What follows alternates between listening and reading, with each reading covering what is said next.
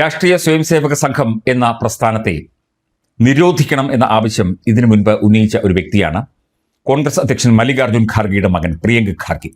അതായത് ഇന്ത്യയിൽ കോൺഗ്രസ് അധികാരത്തിൽ വന്നാൽ തീർച്ചയായിട്ടും ആദ്യം ചെയ്യുക RSSനെ നിരോധിക്കുകയായിരിക്കും എന്നാണ് അദ്ദേഹം ഏതാനും മാസങ്ങൾക്ക് മുൻപ് പറഞ്ഞത്. ഇപ്പോൾ കർണാടകത്തിലെ മന്ത്രിയാണ് പ്രിയങ്ക് ഖാർഗെ. അദ്ദേഹം RSS എന്ന പ്രസ്ഥാനത്തോട് ഔദ്യോഗികമായി സർക്കാർ തലത്തിൽ രജിസ്റ്റർ ചെയ്യണം എന്നാണ് ഇപ്പോൾ ആവശ്യപ്പെട്ടിരിക്കുന്നത്. അല്ലെങ്കിൽ RSS പ്രവർത്തകർക്കെതിരെയും ഓഫീസുകൾക്കെതിരെയും ശക്തമായ നടപടി കർണാടക സർക്കാർ സ്വീകരിക്കും എന്ന ഒരു മുന്നറിയിപ്പ് കൂടി പ്രിയങ്ക് ഖാർഗെ നൽകുകയാണ്. 100 വർഷത്തിലധികമായി ഇന്ത്യയിൽ പ്രവർത്തിക്കുന്ന ഒരു സന്നദ്ധ സംഘടനയാണ് രാഷ്ട്രീയ സ്വയംസേവക സംഘം.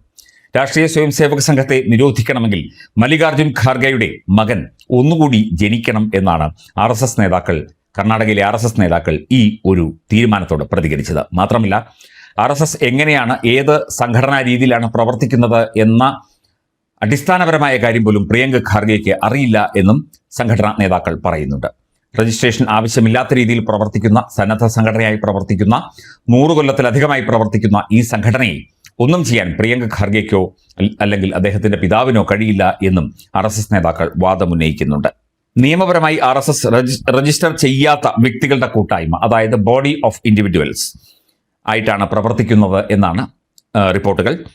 കോടതികളും ആദായ നികുതി വകുപ്പും മറ്റ് കേന്ദ്ര ഏജൻസികളും കോടതിയും സുപ്രീം കോടതി അടക്കം ഈ പദവി കാലാകാലങ്ങളായി അംഗീകരിച്ചിട്ടുണ്ട്.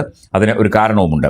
ഇന്ത്യൻ ഭരണഘടനയുടെ ആർട്ടിക്കിൾ 19(1)(c) പ്രകാരം പൗരന്മാർക്ക് സംഘടനകൾ രൂപീകരിക്കാനുള്ള മൗലിക അവകാശമുണ്ട്. എന്നാൽ എല്ലാ സംഘടനകളും ഔദ്യോഗികമായി രജിസ്റ്റർ ചെയ്യണം എന്ന് നിയമം നിർബന്ധിക്കുന്നില്ല എന്ന് തന്നെ കാര്യം. സ്വന്തമായി സ്വത്തുക്കൾ വാങ്ങാനോ സംഘടനയുടെ പേരിൽ കോടതിയെ സമീപിക്കാനോ താല്പര്യമില്ലെങ്കിൽ സൊസൈറ്റി രജിസ്ട്രേഷൻ ആക്ട് പ്രകാരം രജിസ്റ്റർ ചെയ്യേണ്ടതില്ല. അതിനൊക്കെ അതിൻ്റെതായ നിയമവശങ്ങളുണ്ട്. പ്രധാന സംഘടന രജിസ്റ്റർ ചെയ്തിട്ടില്ലെങ്കിലും RSSന് കീഴിലുള്ള എല്ലാ ചാരിറ്റബിൾ ട്രസ്റ്റുകളും സേവന സംഘടനകളും ബാങ്ക് അക്കൗണ്ടുകൾ കൈകാര്യം ചെയ്യുന്നതിനായി നിയമപരമായി രജിസ്റ്റർ ചെയ്തിട്ടുണ്ട്.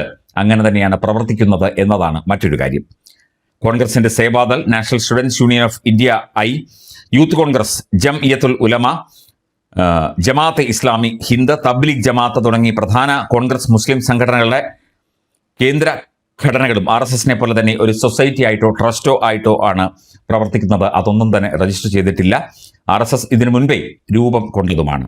അസോസിയേഷൻ ഓഫ് പേഴ്സൺസ് അഥവാ ബോഡി ഓഫ് ഇൻഡിവിജ്വൽസ് രജിസ്റ്റർ ചെയ്യണം എന്ന് ഏത് നിയമത്തിലാണ് പറഞ്ഞിരിക്കുന്നത് എന്ന് RSS ചോദിക്കുന്നു.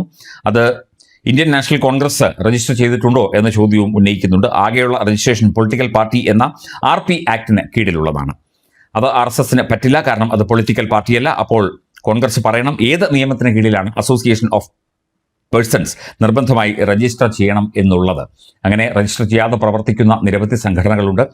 അവയ്ക്കൊക്കെ അവരുടേതായ പ്രവർത്തന രീതിയുണ്ട്. RSS എന്ന രാഷ്ട്രീയ സ്വയംസേവക സംഘം എന്ന ഓർഗനൈസേഷൻ രജിസ്റ്റർ ചെയ്തിട്ടില്ല. അത് ബോഡി ഓഫ് ഇൻഡിവിജ്വൽസ് ആയതുകൊണ്ട്. പക്ഷേ അതിന് കീഴിൽ പ്രവർത്തിക്കുന്ന എല്ലാ സ്ഥാപനങ്ങളും കൃത്യമായി രജിസ്റ്റർ ചെയ്ത് തന്നെയാണ്. രജിസ്ട്രേഷൻ നമ്പർ, രജിസ്റ്റർ ചെയ്ത വർഷം സഹിതം നൽകിയാണ് അവരുടെ നോട്ടീസുകളും അവരുടെ ലെറ്റർ പാഡുകളും മറ്റ് ഔദ്യോഗിക സംവിധാനങ്ങളും ഒക്കെ തന്നെ ഇപ്പോൾ നടത്തിക്കൊണ്ടിരിക്കുന്നത്. അപ്പോൾ പ്രിയങ്ക് ഖാർഗെ വിചാരിച്ചതുപോലെ അല്ലെങ്കിൽ വിചാരിക്കുന്നത് പോലെ രാഷ്ട്രീയ സ്വയംസേവക സംഘത്തെ നിരോധിക്കാനുള്ള നടപടിയുടെ ആദ്യപടിയായി ഉടൻ തന്നെ രജിസ്ട്രേഷൻ വേണം എന്ന് പറയുന്ന വാദത്തിൽ കഴമ്പില്ല എന്നാണ് RSS പ്രവർത്തകരും നേതാക്കളും പറയുന്നത്.